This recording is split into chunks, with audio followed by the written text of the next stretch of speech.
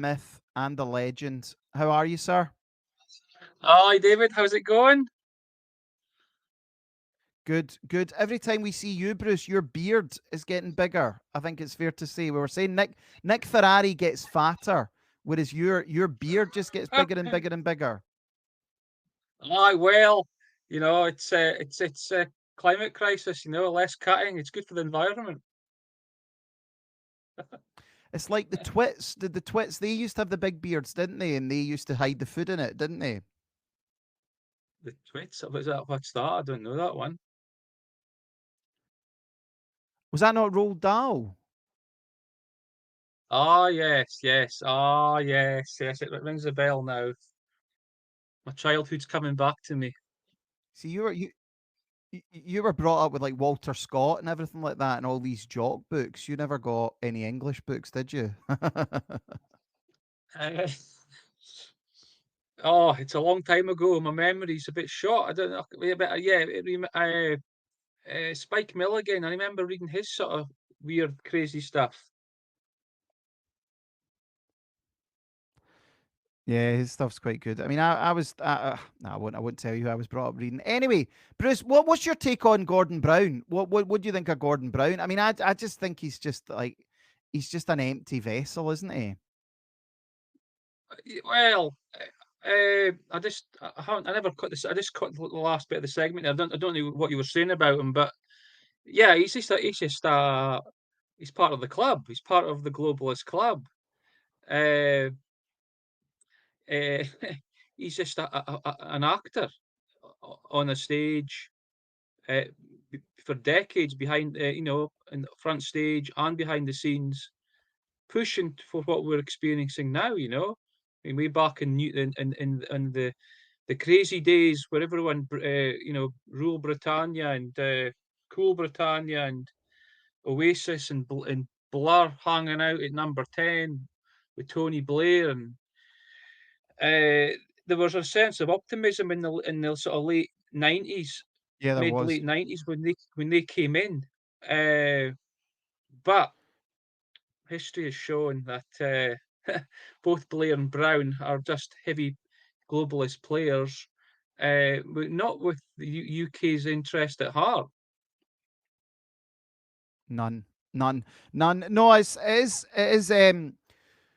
is interesting because I mean I talk about this a lot, and I remember vividly that the '90s, and I mean not that I was. I mean I was a pretty die in the wool hater of the Labour Party back in the 90s, but there was a real sense of optimism when Blair got in that, you'd had 18 years of Conservative rule, that it was approaching the millennium, things can only get better. And it really was year zero for the dystopian nightmare that we now find ourselves in. And one of the big real knackers that that that that that they brought in what was devolution. Well, did you vote yes or no to devolution, Bruce? We'll put you on the spot. I don't think was I in the country, or did I don't know what I can't remember voting, to be honest, for it. For some reason, for A some good reason I was either politician's out of answer. yeah, but I can't remember. I'll bet I was for it. I think looking back, I think I was definitely for it. You In were my for it. mind, I'd been brainwashed enough through university to think that it was a good thing, and a lot of my friends thought it was a good thing. So if I did vote, I probably would have voted for it. And but as we can see, they've made a tits arse of it, the Scottish Parliament, and I Yeah, think yeah. I we mean, did. I think yeah, I devolution think has really been, in my opinion, an absolute unmitigated disaster. I mean, thanks for being honest, Bruce. And I mean, I was quite interesting because my sister at the time was about, oh, blah blah. My mum and I wasn't old enough to vote, but my mum and dad both voted no, to whether there should be a Scottish Parliament. And realistically, my take on it was it would enshrine that sort of leftism that unfortunately rears its ugly head in places like Scotland and in Wales. And like you really have it now. It is just. it is a disaster. Like, it is just been absolutely horrific, and, the Scottish Parliament, like, when it first started, it was a bit of it was almost a joke. It didn't really do much, and then Salmond got in, and whilst I was against Salmond and the SNP, for the first few years, you were like, "Yeah, this is a bit better," and then there was the referendum, and then you had Sturgeon, and, when you had Sturgeon, it has really gone down a very, very dark path to real far left extremism. And the thing that you're really focusing on, Bruce, is critical race theory, and the way it is now so prevalent within Scottish education. What's happened is with devolution uh, in the Scottish Parliament, as I'll go on to discuss, it has spawned and created this a bureaucratic machine and a extremely unaccountable bureaucratic machine, which doesn't really function like a, let's say liberal democracy or anything like that. It's quite secretive. A lot of the stuff, the machinations of what goes on and where money goes, etc., as I found out through my investigations into critical race theory in Scotland, is down the rabbit hole, Alice in Wonderland style, and I think it's been deliberately created because Scotland's always seems to have been a testing ground for these projects. I mean, like Wales as well, is like being a test ground for certain projects like the 20-mile-an-hour zone, and Scotland with the poll tax and all that sort of stuff. And Scotland with the harsher lockdown. They're always it's like experimental areas, and the bureaucratic machines. It's extremely communistic, socialistic, unaccountable. Uh, Politicians are wholly unaccountable. Most people experience who've written to politicians of late in the last 3 years, politicians just spew back, cut and paste from government policy or documents on certain issues, and that's that. And there's no discussion, and they won't even look at evidence like the vaccine injury deaths or anything like that.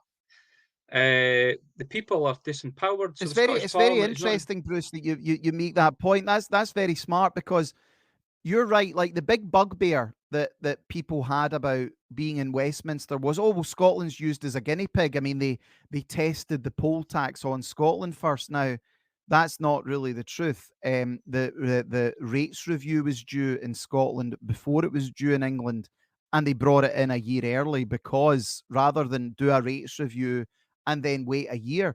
But then, just because it's Scots now in charge, people are more than happy to experience harsher lockdowns, as you say, the 20 miles an hour in Wales. The well, I'm happy to be a guinea pig as long as it's a jock that's squirting the shampoo in my eyes. That's what I understand from a lot of these people, and none more so than with CRT. Bruce, tell us a bit about what critical race theory actually is. Well, critical race theories. I won't go into too much detail, but it's essentially if you look at any document, critical race theory, Google it. It's the idea of whiteness as being problematic, as white is power, a power imbalance, of colonialism, of implicit bias, which disadvantage black and ethnic minority communities, etc., etc. It singles out whiteness as a sort of pathology, and there was two documents that came out of Scotland's academia, which shocked me. I knew it was rumbling in the background. The Dr. Sarah Lou thing last year with fragile white male tears, which I wrote to Edinburgh University about that, and they were they seemed to be wholly behind people saying that about white men. But a document that came out of the Scottish Council of Deans of Education, which was authored by the University of Western Scotland's Khadija Mohammed, and it's called the National Anti-Racism Framework for Initial Teacher Education. And essentially, this is critical race theory in a kind of document policy form, how it's promoted in Scotland. Uh, the data points to structural barriers at every step, with black and ethnic minority students less likely to qualify and less likely to secure employment than white peers, which is quite false actually, because there was a government document. I forgot where is it. A government document, UK government document, the Education Committee's report. White working class pupils are being let down for decades, and they're performing the worst. So that's it's fake news. And it goes on about how to assist initial teacher education staff to reflect on the importance of anti-racist practice with white students, just white students. And it goes on understanding the impact of whiteness. It goes on and on. Review practices that present barriers, for example, the traditional practice of having head teachers supporting interviews can be a barrier if they lack any contemporary understanding of social justice and present a discourse that almost all head teachers are white in Scotland. Well, you would expect that. You expect all head teachers in Pakistan to be from Pakistan.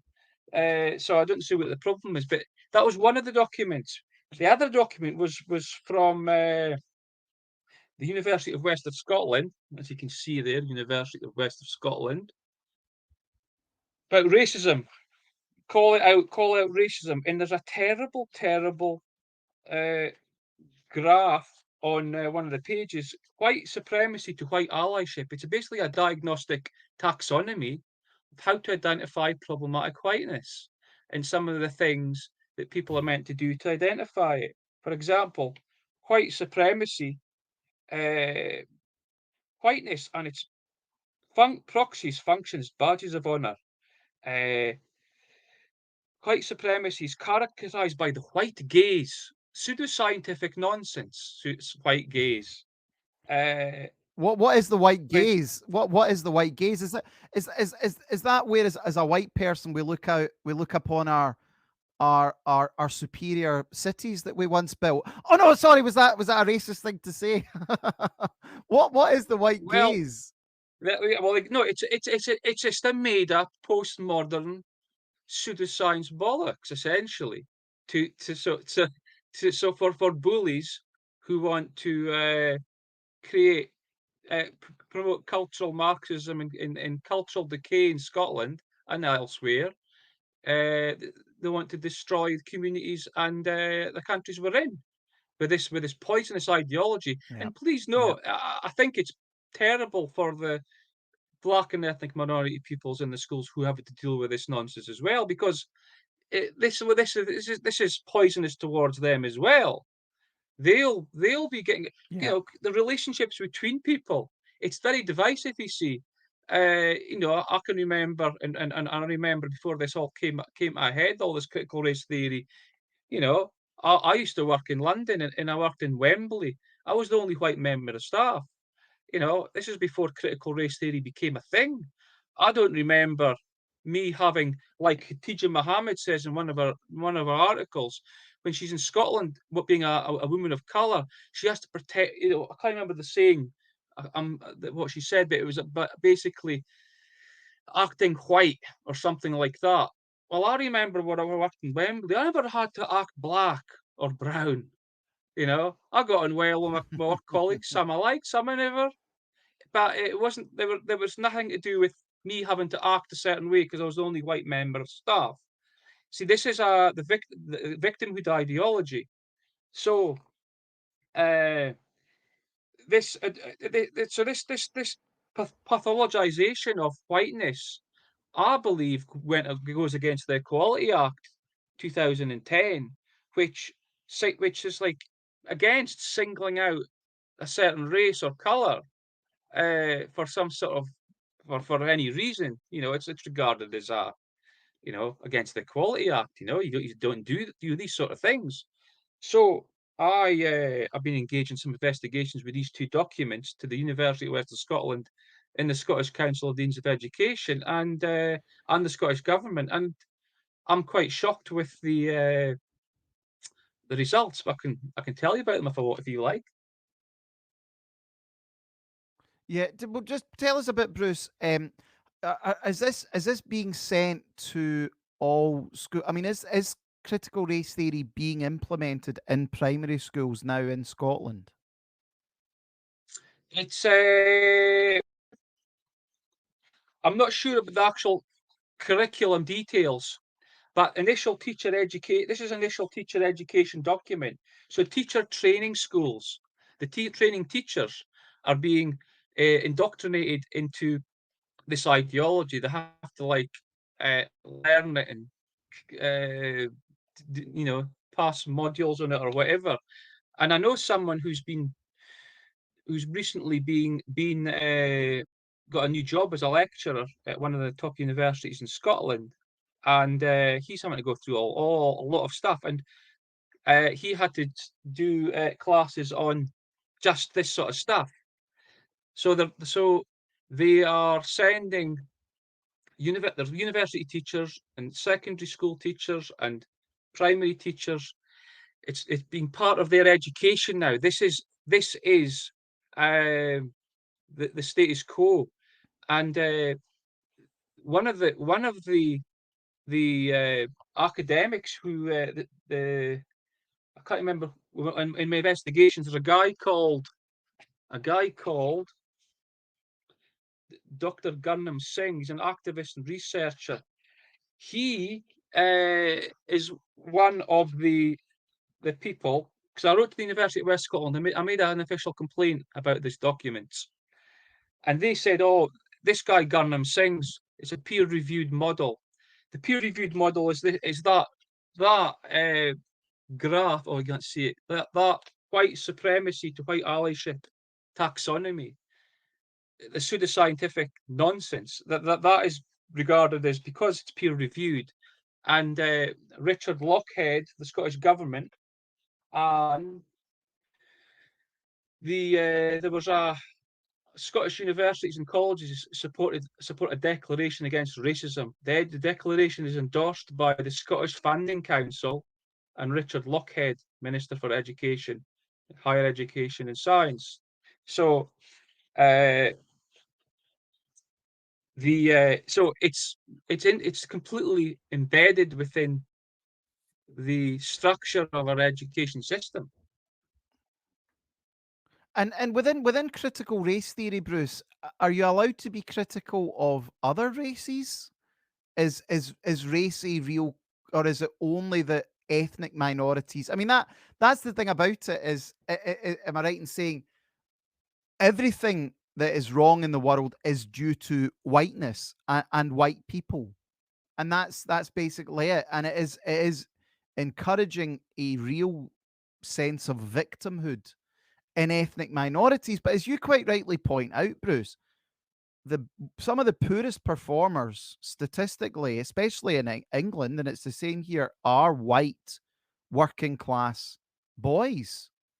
Um, so how do they square those two then? How I mean, you say, how do you go to like Easter House, or I don't know, some really grim part of the East End of Glasgow, and say, well, do you know what? You've got it easy. Whereas these Asians living in a detached house in Pollokshields, life's hard for them. You know, this is the thing is as well. Like Hamza Yusuf went to Hutchison's grammar school. Mhm. Anas Sarwar, the Muslim leader of Labour, also went to Hutchison's grammar school. These guys' parents are multi-millionaires. Yeah. No, no, it is it's not a fair playing field. People have to understand the there's no dissension allowed. But the way the bureaucratic system's set up in Scotland, as I said, one of the documents was commissioned by the Scottish Council of Deans, and and the other one was from the University of West of Scotland. So I wrote to both. I complained to the University of West of Scotland. They turned around and said, "Not racist. Go to the Scottish Council of Deans of Education." I went to the Scottish Council of Deans of Education. The ex-chair of the Scottish Council of Deans, Professor Marjorie Mahone, and she said, "We don't. The Scottish Council of Deans of Education does not regard this document as being anti-white racism, right?" And But anyways, an interesting fact, the Scottish Council of Deans of Education is not a public authority. It's a it's a private group of people who get together, who are represented by people from different universities, like Khadija Maharba University, West of Scotland, and they seem to be wholly unaccountable because you can't do a freedom of information request to the Scottish Council of Deans of Education. So I wrote to the Scottish Government in a freedom of information request and asked who's accountable if it was a document that was I felt was racist. Who's accountable? Who's accountable? And they said, well, the individual authors, the university, and the Scottish Council of Deans. But the University of West of Scotland said to me, "We're not accountable. The Scottish Council of Deans are." And there doesn't seem to be an official complaints process to the Scottish Council of Deans. So there seemed to be no accountability. And the, I asked about funding. Did the Scottish Council of Deans get funding? Well, they don't. I'll tell you where they do get. They don't get direct funding, but the Scottish Government told me on their Freedom of Information request, they said there is no statutory or contractual annual resource funding from the Scottish Government. However, there are two research projects that the Scottish Government have funded under the overarching governance of the Scottish Council of Deans of Education. These are detailed in the table below. I should make clear that the funds of the projects went to individual universities and the General Teaching Council for Scotland, as the Scottish Council of Deans are not a legal entity and cannot therefore receive or hold funds. The funds have been provided from the education budget. Uh, there is no contract of governance arrangement between the Scottish Government and the Scottish Council of Deans of Education, and they are not regulated by any organisation as they are an affiliation of initial teacher education universities formed to discuss common areas of interest and collaborate on research and other initiatives. This is not a public authority, and basically they governed this money, and there was money that was awarded. It comes to the tune of £1 million. Measuring Wow. quality in initial teacher education, £437,000. The grant receipt was to the General Teaching Council of Scotland, and another one was for £605,000, Scottish Attainment Challenge Project, and that was awarded to the University of Glasgow. So this Scottish Council of Deans of Education, with their buddies from all these universities, producing documents that say whiteness is a problem, are unaccountable. But the Scottish Government say they're accountable. But I wrote to them and they said they don't think it's racist. So how can anyone in Scotland, of course, this is from the education budget. I suppose it comes from contributed from taxpayer contributions. So we are paying private bodies that sit around in a cultural Marxist critical race theory huddle to get together and say, we're going to tell the children of Scotland that because they're white, they're racist and they're pathological.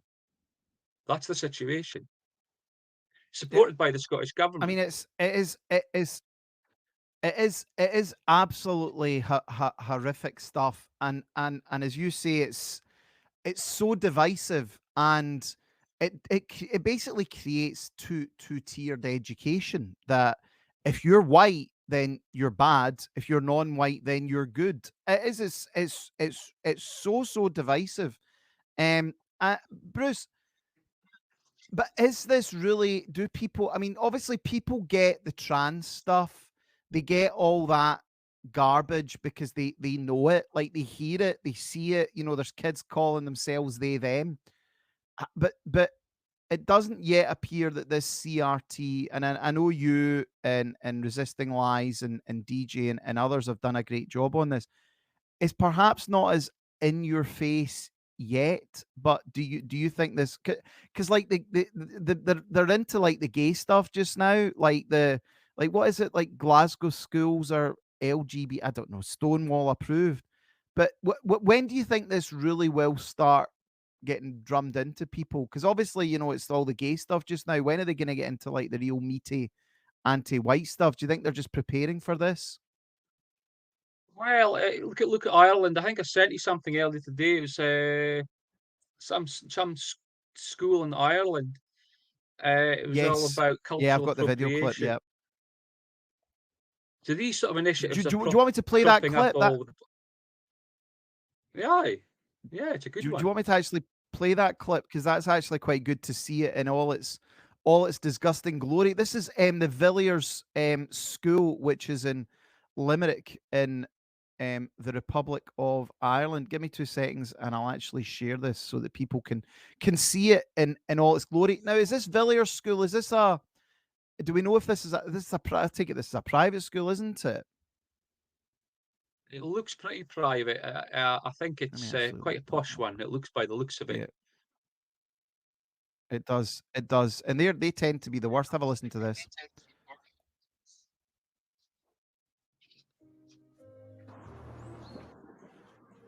OMG, you got your braids and I love them. Yeah, thanks. I want to get them for longitude. I think they're so exotic. You shouldn't. My culture isn't an accessory. What do you mean? I've never tried them before. I want to get them. Yeah, I know, but this is for my culture, not for your fashion. Oh, I'm sorry. I should have known, but I had to learn. I should have known, but I had to learn. I should have known, but I had to learn. Oh my Why goodness. cannot wear your This is like something out of some sort of weird film. braids if I'm white? Because that is cultural appropriation. Cultural appropriation is the act of taking or using things from a culture that is not your own, especially All without right. Okay, and that doesn't go two ways. showing that you understand or respect this culture. Tell me this, would Leah wear braids in a job interview or in a formal situation? She only want braids because they're exotic. She will not wear them for an everyday purpose. For Grace, it is more of a costume for the concert, but for Shalom, it is part of her culture and who she identifies as. People like Grace can pick and choose what she takes from Black culture, as others cannot. Like Shalom, it's a protective hairstyle. Sadly, cultural appropriation has been normalized nowadays, and many people from different cultures experience it. So please appreciate and respect other cultures without disrespecting them. This video is made by People of Color Alliance Villiers. Thank you for watching. So there's a People of Color Alliance at Villiers School. So basically, that is, I mean, let me translate that. What that is Whitey, if you come and speak to me in a way that I don't like, I'm going to accuse you of cultural appropriation. And if you don't take a knee immediately, I'm going to call you a racist. I mean, that's what that fundamentally is. And this is where, like, if it, like, this is why I always say to people, sadly, you now the way things are going, you do have to be very wary of how you speak to people from ethnic minority backgrounds, because it only takes someone to take the hump, and guess what? They'll come after you. Well, yeah, and this is why I say it's poisonous for sort of like children in a school who are from, they're not they're not Scottish, you know, ethnically. Uh, if there's Chinese boys or boys who've got parents from Africa or whatever, or Middle East, they, ordinarily children muddle along and get along with each other. Of course, if there's bullying comes up, and if there is a racist element in it, you take the kids aside and you sort it out. That's what a teacher would do. It doesn't matter what the issue is, but they're making this huge sort of generalization and making it like, oh, by the way, everyone, white is bad, and you have to be very, very wary of cultural appropriation and implicit bias with these whiteys, because they see the world through power, and they're better than you because you're brown skinned. That is nasty. Ordinarily, kids, I posted a picture on Twitter a while ago. It was a white skinhead boy, a black kind of scar boy, and there was another boy. I don't know, but this is back in the 70s or 80s, you know, getting on quite fine without critical race theory. They didn't need critical race theory to get along and be friends. You know, I mean, be honest. This cultural Marxist critical race theory, I do believe, I do believe. I don't think they speak for black and ethnic minority people really in Scotland. That is the thing. I don't, because not many people. It's not that known, this kind of ideology, but this, like, people like the Scottish Council of Deans of Education and all these universities, like the University of West of Scotland, as my complaints have shown, weeks and weeks I wrote to them. They said they were going to get back to me. I wrote the complaint in June. I got the complaint back in August, and it was meant to be back in July. They were not wanting to answer me, and I still haven't had a sufficient answer to satisfy me. They're not wanting to be held accountable. The Scottish Government says the universities and authors and the Scottish Council of Deans are accountable to these documents, which I think break the Equality Act by singling out whiteness. And I've written to the two of them, and they said nothing to do with us, Gov. Now, and it's a Scottish Government essentially which are funneling money through. So, parents, I think, just like the LGBT stuff and the sex education in school, parents have to take an active role in identifying what's been said in schools. Because if teachers are going up to the white kids and saying, you know what, Johnny, you've got implicit bias, and Gurnham Singh, an academic, says that you see the world through the lens of white power, and you have to really kind of shame yourself for the sins of your past, your ancestors' past, because of this. A very biased look at history as well from that. But and I would report to the school or the teachers to the authorities. Make a complaint that they're breaking the Equality Act 2010. Whether parents will start waking up to this, I would hope people from the Black and ethnic minority communities who think this is a bit divisive and poisonous would start speaking up as well, because I don't think many in these communities would be happy of this divisive nature, you know, about being brought into a school setting. Yeah, yeah. As you say, I don't think it really has got in yet just how deep it is. The Reverend James Costello with a diamond. The entire establishment is anti-white. Stew Easy over on Rumble. I got 5 on it. Good couple of Scots. Thanks, guys. McLeod said, "Is that a Gleason's map behind you, Bruce? A Gleason's map of the world? Is that correct? What is that?" That is the Gleason's 1882 map of the flat Earth. Right. Okay. Are you? It's very simple. I'm not going to say, are Sorry, you a it's flat very earther? Do you similar. believe in the heliocentric model of the world? Well, I was saying it's the same. It's the same map as the United Nations map, as their logo. Very true. So, what do you believe in? Was it heliocentric? What's your take on that? No comment. I'm not doing it to catch you out. I mean, we're very open-minded here at UNN. Someone gave me as a present. Someone gave me as a present, and I think it's a very interesting idea. I've read that. I've been reading up on it, actually. It's a very, very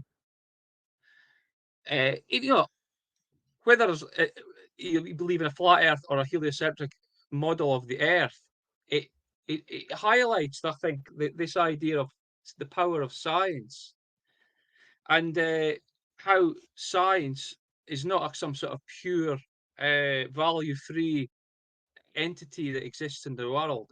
It's now, as we've seen through COVID and the climate scam and things like that, power is used to twist and to deceive people. So you have to be very, very careful of what you believe. And of course, this critical race theory about the Gurnham Singh's model of whiteness and seeing the world through the lens of white power and all this sort of stuff. That is science being abused, So they're putting that into teacher education, which will go down to the pupils, saying this is the way of the world. So he may as well be teaching them that the universe is in a certain way. So the flat Earth heliocentric thing. The authorities say this is the world. This is what we see. For example, into science, for example, climate, and this is it. That's it. No question about it. So, um, but of course, even teachers in the universities in the teacher trainings are going along with this. They're not questioning it. People do not question. Not even look at all the doctors during COVID. They haven't questioned. They haven't even looked at half the science regarding vaccine injuries, or you know the rise of long COVID. It's another kind of pseudoscientific kind of manifestation. I'm not saying people suffer the symptoms, what's called long COVID, or putting them down for the suffering, but they're twisting this kind of phenomenon of long COVID a certain way. They're not looking at all the other variables. So they're presenting presenting a version of the world which rests very flimsily on science. So that's why I like the flat Earth map. Yeah, It and just highlights again, is from a philosophical perspective, it really does show you that there are really vast swathes of people out there who will just do as they're told and will believe that whatever they want you to believe. Bruce, brilliant stuff, and I know you're always on Twitter doing a great job over there calling people out. Is that the best place for people to follow you and keep up to date with your work? Twitter. Yeah, Twitter's. I'm less on it these days. It seems to be dead now. Twitter. It seems to be dead, and but yeah, that's the place we can sort of find my moaning when I'm moaning about things. We're all doomed. Listen, Bruce, brilliant stuff. Keep the fight going. I know you guys, and this is the thing, guys like yourself, DJ, and resisting the lies, no chance. What you guys are doing is you are putting it back to them, and you're asking the questions, and like they're not answering. They're shuffling you off, and again that is a case of, well, don't dare ask us any questions. This is what you'll believe in. That kind of sums up modern Scotland. Bruce, thanks so much for coming on, and appreciate all the work that you do. No problem. Enjoy the rest of your evening. Okay, sir.